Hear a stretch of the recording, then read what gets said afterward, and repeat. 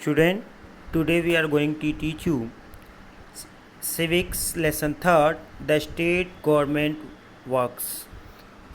कैसे state government work करती है, इसी के बारे में है आज हम जानने का प्रयास करेंगे। सबसे पहले हम देखते हैं कि how the state government works. How the state government works, कैसे हमारा स्टेट गवर्नमेंट वर्क करता है। आप देखिए लास्ट ईयर में we discuss fact that government work at 3 level, कि हमारी जो गवर्नमेंट है वो पूरी तीन लेवल पे वर्क करती है। वो 3 लेवल कौन है?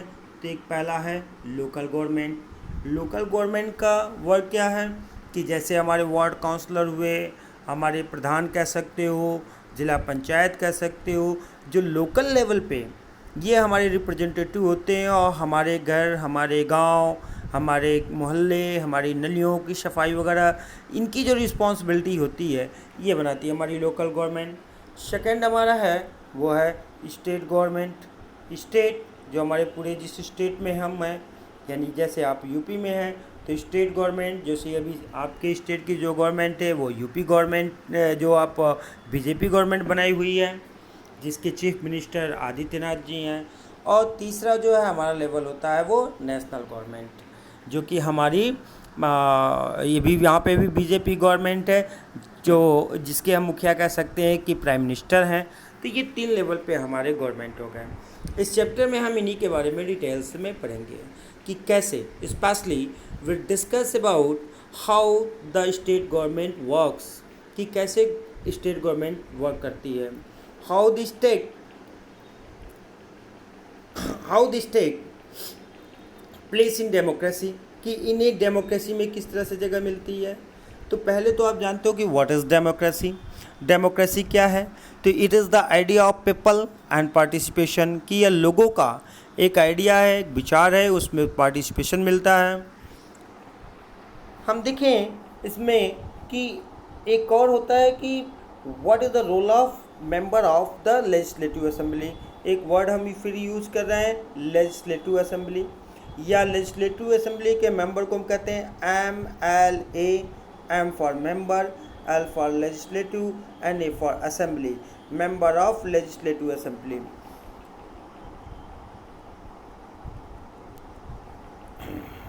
आगे हम थोड़ा सा बढ़ते हैं। Member of how do people express the view of और demand action from the government, कि यहाँ कि लोग कैसे अपने विचारों को गवर्नमेंट के पास रखते हैं और अब किस एक्शन का डिमांड करते हैं। इस क्वेश्चन को, इस प्रॉब्लम को हम एक एग्जाम्पल ऑफ हेल्थ, एक जो एग्जाम्पल है उसके द्वारा जानने का प्रयास करेंगे। एक्चुअली अगर आप सेकंड में देखें तो यहाँ 2 गर्ल्स हैं जो एग्जाम्पल लिया गया है, और ये गर्ल्स जो है न्यूज़पेपर को रीड कर रही हैं, पढ़ रही हैं, और पढ़ने के बाद इनके दिमाग में ये चीज़ें आती हैं, ये देखती हैं, पढ़ती हैं। और ये जैसे फर्स्ट जो गर्ल्स है ये बता रही है कि hey look at this, it says that there is a water shortage in our state and people are falling sick, कि देखो हमारे स्टेट में जो है वाटर की प्रॉब्लम है और लोग जो है बीमार हो रहे हैं। सेकेंड, उसी को आगे पढ़ के प्रोसीड करती है कि in many villages people were found to be drinking unclean water, streams have dried up and so have tanks, कि हमारे देखो कि गांव में कि लोगों को बहुत ही अनक्लीन वाटर पीने को मिल रहा है, स्ट्रीम्स सूख गए हैं, टैंक सूख गए हैं, और सबसे जो मोस्ट अफेक्टेड एरिया है, village have been carrying water across great distance, कि लोग जो है, गांव वाले जो हैं, पीने का पानी जो है बड़ी दूरों से, बड़ी लंबी दूरियों से लेके आ रहे हैं। हम कहते हैं कि नेक्स्ट, अब उसी में कहते हैं कि पीपल, एक एग्जांपल दिया है कि ये हॉस्पिटल्स का, तो कह रहा है people at the district headquarter Patalpuram receive water supply once in 3 days। अब उसकी प्रॉब्लम बता रही है कि देखो पतालपुरम एक हेडक्वार्टर जो है, वहाँ के लोगों को पानी जो है वंस इन 3 दिनों में एक बार पानी मिल पाता है। The district hospital here is overflowing with patient, यहाँ का जो सरकारी अस्पताल है, जो जिला अस्पताल है, वो पूरी तरीके से मरीजों से भरा पड़ा हुआ है। A large number of whom are children with acute diarrhoea, और कहता है बहुत सारे इस पेशेंट में बहुत सारे बच्चे हैं जो डायरिया से अफेक्टेड हैं। डायरिया से पीड़ित हैं। नेक्स्ट इसमें बताता है, फिर ये दोनों डिस्कस करती हैं, ओह the TV news they said that people have died from diarrhoea, कि कहता कि मैंने टीवी देखा था और उसमें बता रहा था कि लोग जो है डायरिया से मर जा रहे हैं, कि आई होप कि हम लोग को ऐसी बीमारी न हो।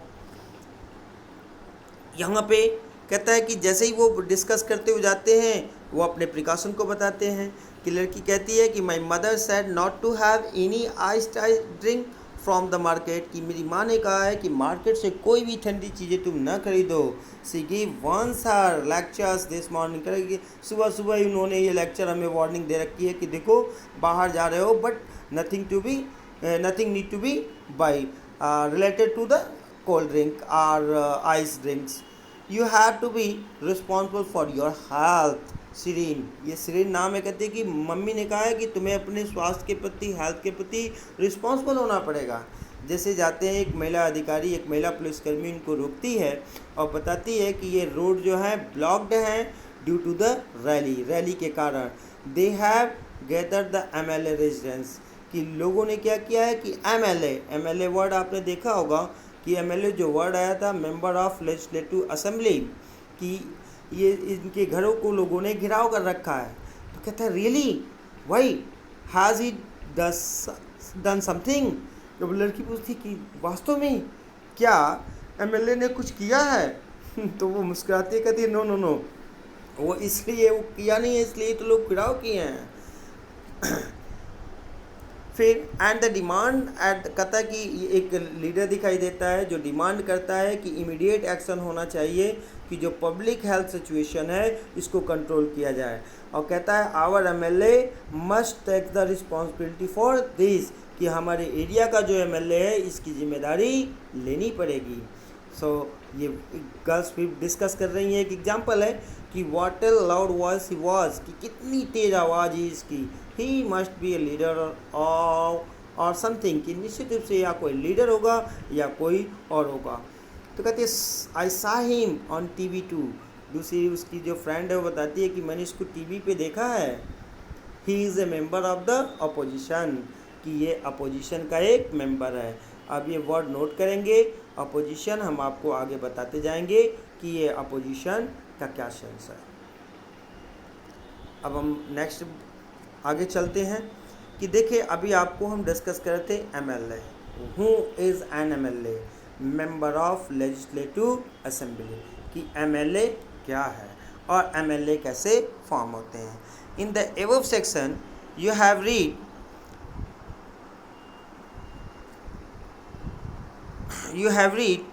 about some event in Patalpuram. You may be familiar with some official names such as, आप बहुत सारे कुछ नेम से परिचित होंगे, जैसे आपका कलेक्टर हो गया, मेडिकल ऑफिसर हो गया, लेकिन हो सकता है कि आप MLA का नाम सुने हो या हो सकता है कि आप MLA का नाम नहीं सुने हो।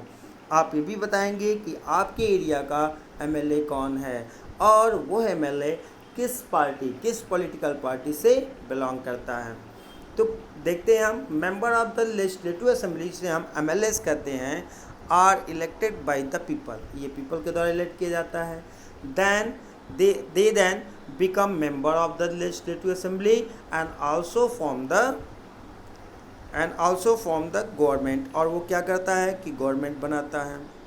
अब हम गवर्नमेंट की बात करें, in this way we say that the MLA represent people, क्योंकि हमने उसको इलेक्ट किया है, उसको बनाया है। The example below with the help of understand this better, इस एग्जाम्पल में देखेंगे। देखिए आप इसको पढ़ेंगे, हम कुछ पॉइंट बताते हैं कि कॉन्स्टिट्यूंसीज क्या है। देखिए कैसे इलेक्ट होते हैं member of legislative assembly MLAs।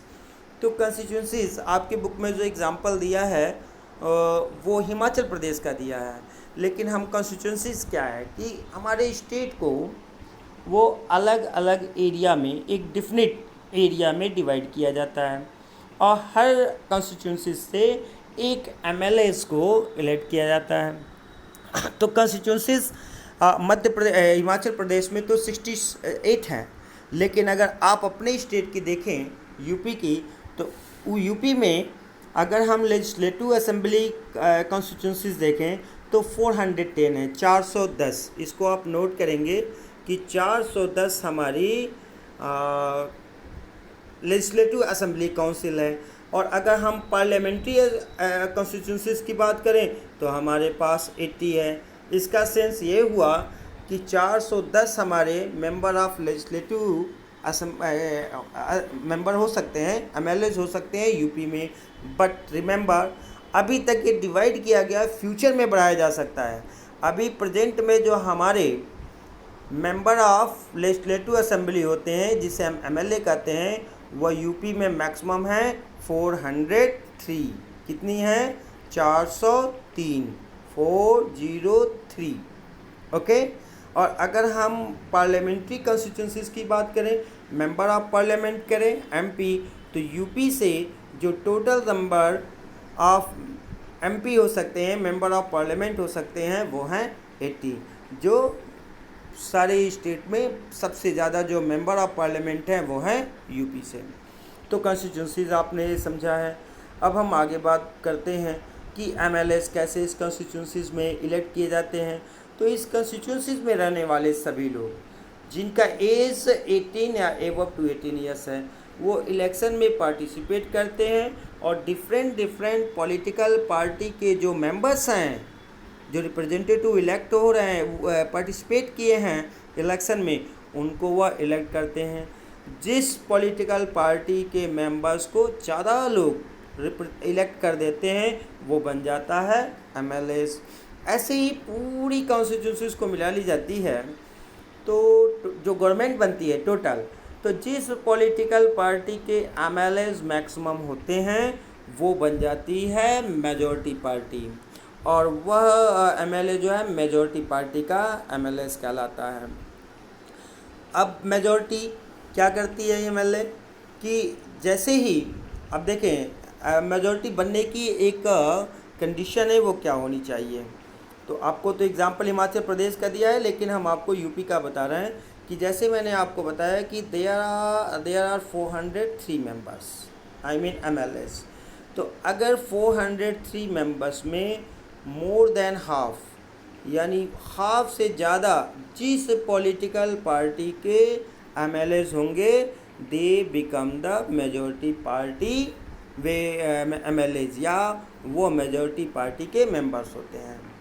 अब वे करते क्या है कि ये सारे मेंबर मिल करके एक अपना लीडर इलेक्ट करते हैं और इसको जो है प्रोजेक्ट किया जाता है एज ए चीफ मिनिस्टर।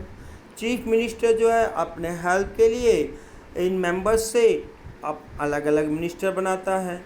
तो बाकी का क्या होता है, जिनको मोर देन हाफ या हाफ से ज़्यादा नहीं मिला हुआ है, तो वे सारी पार्टियां मिलके हो जाती हैं अपोजिशन, विपक्ष जिसको कहते हैं। इसको और भी आसान भाषा में हम समझें कि जैसे आप देखते हो कि हमारे यहाँ 403 हैं।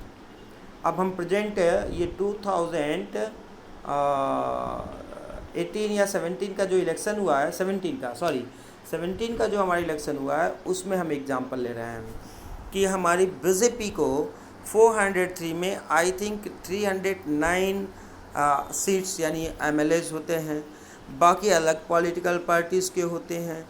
तो ये सारे पॉलिटिकल पार्टीज़ मिलके ये तो हमारी गवर्नमेंट बना लेती है क्योंकि मोर देन हाफ है, और बाकी जो मेंबर्स हैं ये सभी मिल करके अपोजिशन कहलाते हैं। और डेमोक्रेसी में इस अपोजिशन का होना ज़रूरी है। जैसा आप हम देखें कि इस अपोजिशन का क्या काम है। चलो भाई, मेंबर ये तो गवर्नमेंट बनाएंगे, डिसीजन लेंगे हमारे विधानसभा में, लेजिस्लेटिव असेंबली में, लेकिन अपोजिशन क्या करता है। तो अपोजिशन क्या करता है कि अपोजिशन गवर्नमेंट पे एक तरीके से नियंत्रण स्थापित करता है। आप विधानसभा का न्यूज़ वगैरह टीवी पे देखेंगे कि वहाँ बहुत सारे मेंबर आपस में एक दूसरे पे चिल्ला रहे होते हैं या क्वेश्चन कर रहे होते हैं। ये हमारा डिबेट है, वहाँ पे यही हमारे रिप्रेजेंटेटिव हैं, यही हमारे प्रतिनिधि हैं। हम डायरेक्ट पार्टिसिपेट तो वहाँ नहीं कर सकते हैं, तो हम एमएलए के रूप में अपने रिप्रेजेंटेटिव वहाँ इलेक्ट कर देते हैं जो हमारे लिए बातें करते हैं हमारे फेवर में। तो अपोजिशन सरकार से, उनकी मंत्री से यह क्वेश्चन करती रहती है कि जो देश का या प्रदेश का जो डेवलपमेंट होना चाहिए वो हुआ या नहीं हुआ, या जो पॉलिसी बनाई जाती है उस पॉलिसी पे डिबेट करता है, या लोगों के लिए, जैसे हम एग्जांपल लेते हैं वो अनक्लीन वाटर था, पोल्यूटेड वाटर था, उस पे अपोजिशन पार्टी क्वेश्चन करती है और सरकार से डिमांड करती है कि आपको जल्द से जल्द जो है प्योर वाटर जो है, ड्रिंकिंग प्योर वाटर वहाँ पे अवेलेबल कराना चाहिए, क्योंकि इससे लोग बहुत ही ज़्यादा पीड़ित हैं। तो ये तो हमारा हो जाता है कि अपोजिशन का वर्क। एक देखिए आपका ये कॉन्स्टिट्यूंसीज है, जम्मू और कश्मीर एक दिया हुआ है, जो देखें आपको कलर्ड है, ये येलो है, ये आपका जो भी है ग्रीन है, ये इस तरह से कॉन्स्टिट्यूंसीज में डिवाइड कर दिए गए हैं। इधर पंजाब हो जाता है, ये पूरी कंट्री है जिसके स्टेट हैं और हर स्टेट को अलग अलग कॉन्स्टिट्यूंसीज में डिवाइड किया गया है। तो अब नेक्स्ट हम चलते हैं कि एक एग्ज़ाम्पल देखो, ये 2000 result of assembly election in Himachal Pradesh 2017, ये 2017 का है। ये देखें कि ये भारतीय जनता पार्टी जो वहाँ की गवर्नमेंट बनाई है, ये पॉलिटिकल पार्टी है। इसके एमएलएस कितने इलेक्ट होते हैं? 44। टोटल कितने बताए थे आपको? टोटल हिमाचल प्रदेश में कितने बताए थे? आप बताए थे आपको 68। तो 68 में आपको 44 जो कि मोर देन हाफ है, हाफ से ज़्यादा है, तो ये मेजॉरिटी पार्टी है। दूसरी जो अपोजिशन पार्टी है, अब अपोजिशन पार्टी ये मेजर अपोजिशन पार्टी है, ये भी अपोजिशन पार्टी में हो जाते हैं, जो आईएनसी इंडियन नेशनल कांग्रेस है या मार्क्सिस्ट है वन है, या और भी दूसरी पार्टी से बिलोंग करने वाले हैं। तो इस तरीके से हमारी गवर्नमेंट बन जाती है। ओके, अभी इतना आप देखें, फिर हम नेक्स्ट वीडियो आपको दे रहे हैं। Thank you, have a nice day.